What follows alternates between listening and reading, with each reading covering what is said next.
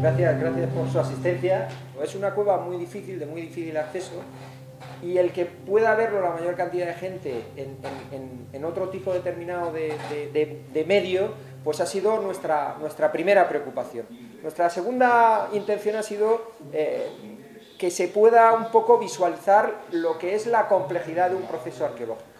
Y bueno, en este caso estarán ustedes un poco, o verán ustedes un poco cómo está ahora el estado de la investigación de la cueva. Está iniciándose. Lo más curioso de esta cueva es que, independientemente del resto de elementos de investigación, esta cueva tiene un carácter diferente a las demás. Ya no solo sea por la iniciativa privada, cómo se ha gestado, cómo se está excavando, es también incluso en la forma de intentar presentarle. Nosotros lo hemos intentado hacer con una mentalidad un poco diferente y hemos hecho un documental diferente a como lo hacen generalmente la mayoría de los museos o las excavaciones, enfocado sobre todo a que la gente pueda ver o pueda sentir cómo es ese proceso de excavación y el proceso de investigación.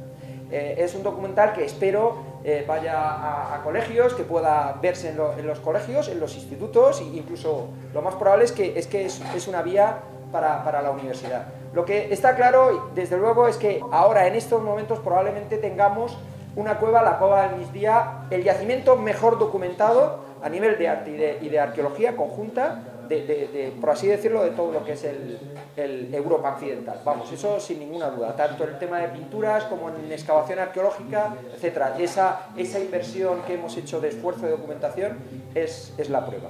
Y bueno, espero que más o menos el documental vaya en esa línea. Gracias sobre todo a todos los que han participado en ese esfuerzo.